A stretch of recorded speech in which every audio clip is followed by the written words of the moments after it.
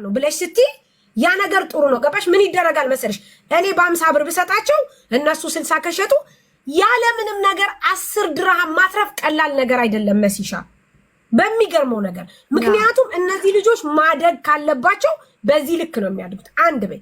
ሁለተኛ ደግሞ ልንገርሽ መሲ፣ በባለፈው ወልደ ጊዮርጊስ ምን ብሎ ሲል ሰማው መሰለሽ?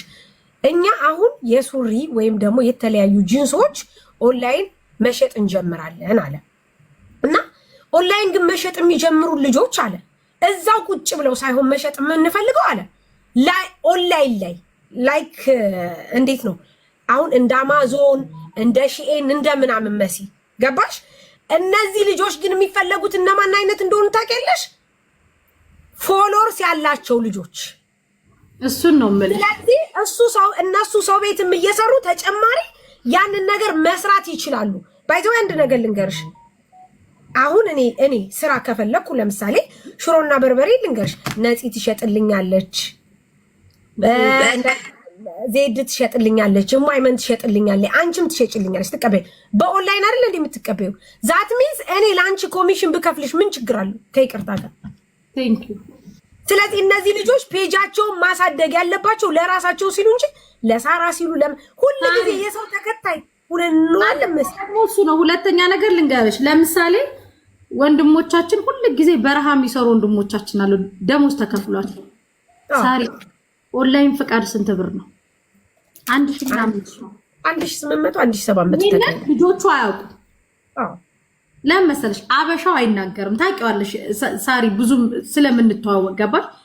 ኦንላይን ፍቃድ 2 ወንድሞቻችን 3 ወንድሞቻችን ላውንደሪ ቤት ቢከፍቱ አበሻው እነሱ ጋር ሄዱ ልብስ ቢያሳጥብ ተይው፣ አበሻው ህንዱም አረቡም ሁሉም ነው የሚያሳጥቡ። አንዱ ተኳሽ ቢሆን፣ አንዱ ካሼሪው ላይ ቢሆን፣ አንዱ ደግሞ ልብሱን የሚያጥብና እንትን የሚል ከሆነ ማሽናችሁን ገዝታችሁ፣ እግዚአብሔር ይመስገን ማሽን ርካሽ ነው። አንደኛ የቤት ውስጥ ፍቃድ 1000 ምናምን ድርሃም ናት። እናንተ ለመውጣት እናንተ ጭንቅላታችሁን አሳምኑ። አንድ ሁለተኛ ነገር ደግሞ ወደ ኢትዮጵያ ዳይፐር፣ ይሄ ፓውደር፣ ሂውማን ሄር ምናምን መነገር ከፈለጋችሁ ቀላል ነው። የትኛውም ነጋዴ የትኬት ወጪ የለበትም። እኔ ነኝ ይሄንን ራሴ ኃላፊነቱ ወስጄንም የትኬት ወጪ የለበትም። የትኬት ወጪውን የሚሸፍነው ለምሳሌ እኔ ከኢትዮጵያ ቤተሰቦቼ ሊልኩልኝ የሚፈልጉ ዕቃ አለ። ያንን ዕቃ ይዞልኝ ሲመጣ የትኬቱን ዋጋ በኪሎ ነው ዕቃ የሚያስከፍለኝ። ያን የትኬቱን ዋጋ ይሸፍንለታል። አንደኛ ከዚያ ሀገር ደግሞ ስትሄዱ ለምሳሌ እኔ ስልክ ሌላ ሀገር ዜጋ ጋር ሄጄ ወደ ኢትዮጵያ ላክልኝ ከምለው ይሄንን ስልክ እናንተ ይዛችሁ በታማኝነት ብትሄዱ የትኬታችሁን እኔ ሸፈንኩት ማለት ነው። ገባችሁ? የትኛውም እኛ ዶክተር አላዘዘልንም። የሰው ሽንት ቤት ብቻ ልናጥብ አንደኛ። ሁለተኛ ነገር ደግሞ መዳም ቤት ሆናችሁ የፀጉር ሙያ ያላችሁ አላችሁ 2 3 ሆናችሁ አንድ ፀጉር ቤት ላይሰንሳችሁን አውጥታችሁ ፀጉር ቤት ብትከፍቱ አንዷ አጣቢ ሰራተኛ ሳትቀጥሩ አንዷ አጣቢ፣ አንዷ ተኳሽ፣ አንዷ እንደዚህ ቀረጥ አይከብድም። ቢከብደው ስንቱ ነጋዴ አንድ ሰው ስሚ፣ አይከብድም። ሰሚራ አይከብድም። አንድ ሰው ይችላል ካለ የሚችለው የማይችለው ነገር የለም። እንዲህ እያላችሁ ራሳችሁን አታጣሙ። አንድ ሰው ሱቅ ሲከፍት የመጀመሪያው ነገር ልንገራችሁ፣ መጀመሪያ ፕላን የምታረጉት ነገር ምን እንደሆነ ታውቃላችሁ? የምትከፍቱበትን ኤሪያ ትመርጣላችሁ። የምትከፍቱበትን ሎኬሽን በመጀመሪያ ደረጃ እናንተ በጣም ጎበዝ መሆን አለባችሁ። ስማርት መሆን አለብ እንዴ። እኛ ፌመስነት እናንተ አይደል እንዴ ያፈመሳችሁን? ሌላ ሰው ነው እንዴ ያፈመሰን? ምን አርገን ነው? ምን አምጥተን ነው? ምን ፈርተን ነው? ምንም እኮ አይደለም። እናንተ ሆናችሁ ከእናንተ በኋላ ስንቱ መንግስት ይፈምጋራችሁ። አሃዱ ባልትና ሲከፍት የትኛውን ባልትና ቤት ሄዶ አሃዱ ባልትና አልመረቀም። ሳሪ ናት የመረቀች። ሁሌ ነው የምናገርላት።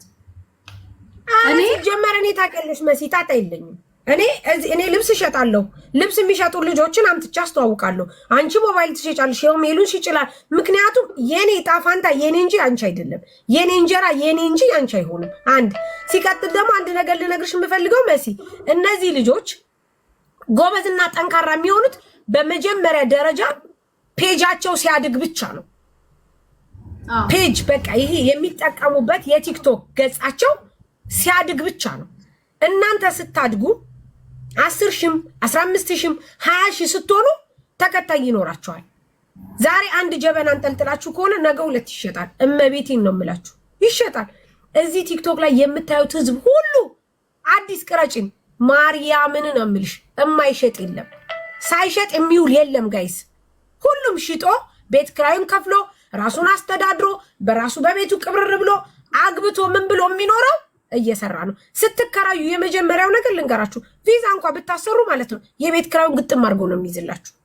ለአንድ ሰው ቪዛ አይነግራቸውም እኮ ደም ሊሳርጊ ይሄን ሁላ ልጆች እና ቤቴ ለአንድ ሰው 4500 5000 ብር ታገኛላችሁ ከአንድ ሰው።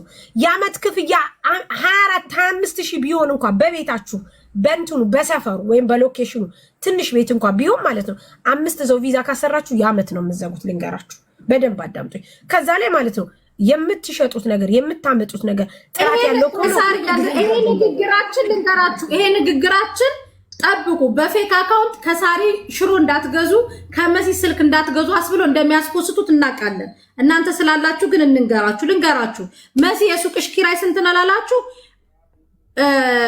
15,000 ነው በአመት ነው። እሺ በወር 5,000 ነው። እንዲህ ነው እኔን ቅጩ የምነግራችሁ። በወር 5,000 ነው፣ በአመት 15,000 ነው። በአንድ አይደለም የምትከፍሉት የቤት ክራዩ በክሬዲት በእንትን ነው የምትከፍሉት፣ በግማሽ ማለት ነው። አበሻ ቀና ከሆንን እናቴ ትሙት ነው የምላችሁ። እኔ እዚህ ደረጃ ስደርስ እናንተ ደግፋችሁ፣ እናንተን ደግሞ እኔ ብደግፋችሁ፣ ነገ ደግሞ ሳውዲ ያሉትን ብንደግፍ ወደ ቢዝነሱ ቢገቡ ሁላችንም ተያይዘን ሰው እንሆናለን። ምንም እንዳትፈሩ። እኔ ላጥፋችሁ። ቢዝነስ ላይ ስትገቡ እንዳትፈሩ አልኳችሁ። ድንግልን ልጄን ነው የምላችሁ። ሽንት ቤት እናንተ አጥባችሁ እኛን ሰው አድርጋችሁናል አይደል? እናንተ ደግሞ ኑ ከኛ ጋር አብረን እንሁን፣ አብረን እንስራ፣ አብረን እንለወጥ። አብረን እኔ ለምሳሌ ቤት 10 እንጀራ ካለ 5ቱ እናንተ ቤት ቢገባ 5ቱ እኔ ቤት ቢገባ ችግር የለም። ድንግልን ልጄን ነው የምላችሁ። እመቤቴን ንውጡ አብረን ልንገራችሁ። ቪዛ አሰርተው ነው ዛሬ ሁሉም ባለሱቅ የሚሆነው። እንዳትሸወዱ። የሚያስፈልገው ይሄ ልባችን ቀና ከሆነ ሰው እንሆናለን። እኔ ነግራችሁ እኔ ተንኮል የለብኝም ታውቃላችሁ። ጮኬ እናገራለሁ ስናደድ ምናምን እንጂ ይሄ ክፋት ምናምን። ሳሪ ሱቅ ስትከፍቱ የባልትና መታ ትመርቃለች። አንዳንዴ የምትገርመኝ ለዛ ነው። ገባችሁ? ቅድም እንደነገርኳችሁ መኖሪያ ቤት ውስጥ ሆናችሁ ላውንደሪ ልብስ እያጠባችሁ ተኩሳችሁ የመዳም ተኩሱ የለ እንዴ?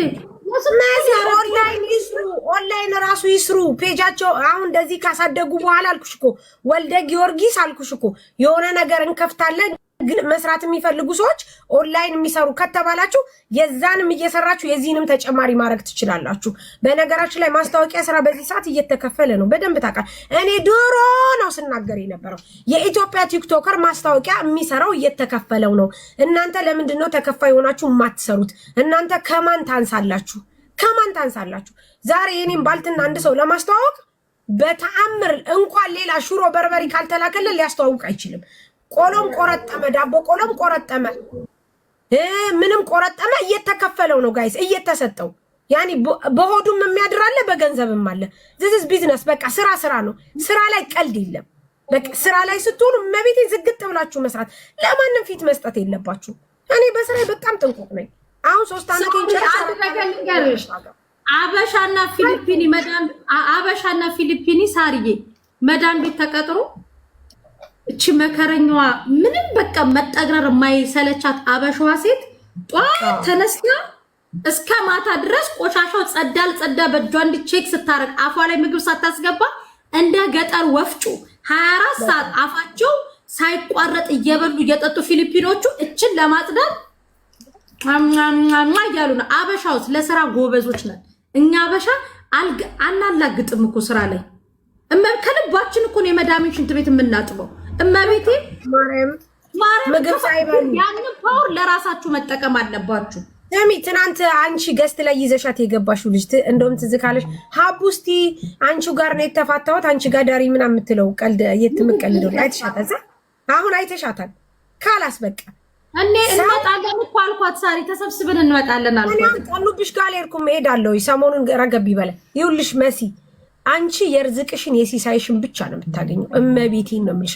በዚህ ምድር ላይ ማንም የማንንም ሲሳይ ሊበላ አይችልም። ማንም እዚች ላይ ለምሳሌ ልንገርሽ መሲ ዱባይ ላይ ስንት ወርቅ ቤት አለ፣ ስንት ምግብ ቤት አለ፣ ስንት ይሄ ከረክ ታውቃላችሁ? እኔ ይሄ ሱቅ እኔ የነበርኩበት ሻይ ከረክ ነው የሚሸጠው። ከረክ አንዳንድ ብር ማለት ነው። ከረክ አንዳንድ ብር ሽጦ ውሎ ነው የሚከፍለው። አንዳንድ ብር ልንገርሽ መሲ አንድ ብር ቸርችሮ ውሎ ከረክና ይቺ ትንስየዋ ምንድን ነበር ዳቦ ውሃ ምናምን ነው ሽጦ የሚለው። ይሄ የኔ ሱቅ የነበረው ማለት ነው። እመቤቴን ነው የምልሽ። ያንን እንኳን ቸርችሮ የሰው ልጅ እዚህ ደረጃ ይደርሳል። እናንተ ደግሞ ስራን ካልናቃችሁ ጎበዝ ከሆናችሁ ማርያምን ነው የምላችሁ የማይሰራ ስራ የለም። አበሻ ለምንድን ነው አሁን ቶፕ ላይ የማይቀመጠው? እንደውም አሁን እኔ በጣም ደስ እያለኝ ነው። ሱቅ ስትከፍቱ፣ የራሳችሁን ህይወት ስትመሩ፣ ስታገቡ፣ ስትወልዱ ህይወታችሁን ሁሉ በቃ ኢትዮጵያ ላይ መኖር ያልቻላችሁትን እዚህ ሀገር ስትኖሩ በጣም ደስ ይለኛል። ምክንያቱም የሰው ልጅ ሊያገኝ የሚገባው በተለይ አረብ ሀገር ያለው ስደተኛ ይሄን ብቻ ነው። ሰው ተመችቶት ከኖረ ሁሉም ሀገሩ ነው፣ ሁሉም ሀገሩ ነው። በዛ ላይ አሁን ደግሞ በጣም ጥሩ እየሄዳችሁ ነው። ሐላል ነገር ነው የምታረጉት፣ የምትጋቡት። የራሳችሁን ሱቅ እየከፈተችሁ ነው ከባሎቻችሁ ጋር። ጠንካሮች ናችሁ፣ ጎበዞች ናችሁ። ጋይስ በርቱ። እመቤቴን የማይቻል ነገር የለም። 50,000 ድርሃም 60,000 ድርሃም ከያዛችሁ ኦንላይን ብቻ ትሰራላችሁ። ልንገራችሁ የእናንተን ርዝቅ ማንም ሊወስድ አይችልም፣ ማንም ሊበላ አይችልም። ሳራ ሱቅ ከፈተች፣ ማን ሊገዛ ነው ሀቢብቲ? የሚሸጠውን በእንትን ይዩ፣ ሰንበዲ የሚሸጠውን በእንትን ይዩት፣ የሆነ እንትን የሚሸጠውን ይዩት። ለምን አይዘጋውም ሱቁን ታዲያ? ለምን አመት ሙሉ ሲሸጥ ይኖራል? ምክንያቱም ስለሚሸጥለት ነው። እናንተ ጎበዙኑ፣ ጠንካራውኑ፣ ሰውን አታምታቱ። በሀቅ ስሩ፣ በእውነት ስሩ። ደንበኞቻችሁ ተመልሰው ይመጣሉ። ከማንም ጥገኛ አትሁኑ። የማንም ቲፎዞ የማንም እንትን አትሁኑ። የራሳችሁ ብቻ ከሀቅ ትቆማላችሁ። ስራችሁን ጠንቅቃችሁ ስሩ። በቃ አለቀ። ይሄ እንደዚህ ቲክቶካችሁን አሳድጉ። ነገ ከነገ ወዲያ ትልቅ ነገር ነው የምትደርሱት። ልንገራችሁ ካምፓኒ ሁሉ ማስታወቂያ እየፈለገ ያሰራል። ጋይስ ለምን እንደዚህ አትሆኑም? በርቱ። በተለይ ሴቶች በቃ በየቦታው ዝም ብላችሁ ከምትንጠለጠሉ ይልቅ 10 ፎሎ በቀን አንድ ሰው ካረጋችሁ በወር አስቡት ስንት ፎሎ እንደምትደረጉ።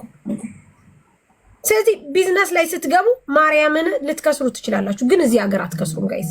ሀበሻው ለምንድን ነው ሱቅ ሁሉ ነገር የሌለው? እንደውም በደንብ መኖር አለበት፣ መቆጣጠር አለበት። ማርያም ልጅ ሀገር ጥሩ ናት። ማርያምን ነው የምልሽ። እኔ ያሳዝኑኛል ታውቂያለሽ። እኛን ሰው ያደረጉት እኛን ሰፖርት የሚያደርጉን ምናምን እነሱ ናቸው። ሰላም ግቢ እነሱ ናቸው። ገባሽ ሳሪ? ግን ደግሞ ለራሳቸው አያውቁበትም። ገባሽ? ኢቭን ልንገር አሁን የኢትዮጵያ ነጋዴ ዱባይ መጥቶ ከዴቱ ዴይ ልብሱን ሽቅልቅል አድርጎ ነው የሚሄደው። ያንን ስራ እናንተ ማትሰሩት ከዴቱ ዴይ የዴቱ ዴይ ልብስ ትገዛላችሁ። ኢትዮጵያ ይፈለጋል። ብርድ ልብስ የምትፈልጉትን ነገር ከተደጋገፍን ምንም ነው። እኔ ከኔ የምትፈልጉት ነገር እኔ ማደርግ የምችለውን ነገር አግዛችኋለሁ። ለምሳሌ ሳሪ ጋር ሄዳችሁ ስለ ባልትና እውቀት ትወስዳላችሁ። እኔ ጋር መጣችሁ ስለ ስልክ ላውንደሪ፣ ቅድም እንዳልኳችሁ አበሻው ላውንደሪ ላይ የለም። እቤት ውስጥ ቁጭ ብላችሁ እንትን ከምትሉ 2-3 ሆናችሁ ላውንደሪ ቤት ብትከፍቱ በጣም ነው የሚያዋጣው። አንድ ልብስ በ2 ድርሃም ነው፣ በ2 ድርሃም ነው። አንዱ ተኳሽ፣ አንዱ አጣቢ፣ አንዱ ደግሞ እንትን ቢሆን፣ አንዱ አድራሽ ቢሆን፣ አበሻው እርስ በርስ ተደጋግፋችሁ እመቤቴን አበሻ ለጽዳት እንደው ሰው ይነግሯል። ስንት ነው ልብስ እየተኮሳችሁ የምትሉት የመዳምን ማሬ። ሲበረቱ እነሱ ጎበዝ ሲሆኑ ሁሉም ነገር ይለወጣል። የማይለወጥ ነገር የለም። ግን የክፋት ጥግ ልንገርሽ። አሁን እዚህ ዱባይ ላይ ምን አለ መሰልሽ፣ አንዷ የሆነ ሻርፕ ካመጣች ሂዳ አንዷ ስታመጣ የኔን ሻርፕ አመጣች፣ እኔ ከምሰራበት አመጣች፣ የኔን ቀሚስ አመጣች፣ እኔ ከማመጣበት አመጣች። ታምጣ መብቷ ነው። ሱቁ ላንቺ ብቻ ነው የተከፈተው። አንድ በይ ይሄ አሳይኝ ምናምንማ አያሳዩ አሳይኝ ሽፎን ምናምን አሳይኝ ግደኛ ያሳዩሽ ፋቶ ኬት እናንተ ኦንላይን የውላችሁ ልንገራችሁ። ኦንላይን 1000 ድርሃማችሁን ንግድ ፍቃዳችሁን ታወጣላችሁ። ሺቲ ነሽ፣ ስልክ ነሽ፣ ቢጃማ ነሽ፣ ድሪያ ነሽ፣ ቱታ ነሽ፣ ምንድነሽ ስንት አምጥተሽ ስንት ማትረፍ እንዳለብሽ ነግራችኋለሁ። ትክክል እነግራቸዋለሁ። ልንገራቸው። አሁን ለምሳሌ እኔ ሳምሰንግ ኤ17 አለ አሚር ሞባይል ኤ17ቱን ስልክ አምጥተሽ ሸጥክ ብዬ አሚርን ልናገረው ነው? መብቱ ነው። እሱም ነጋዴ እኔም ነጋዴ። ገባችሁ? ስለዚህ በማንም ታግዛችሁ አትጣሉ። የራሳችሁን ፎሎ አሳድጉ። ለመውጣት ከመዳን ቤት ሀሳብ ይኑራችሁ። እዚህ እኔ አካባቢ ለምሳሌ ላውንደሪ የሚባል የለም። ይሄን ቢዝነስ ብትሰሩት አበሾች ደስ ባለኝ። ስሩ።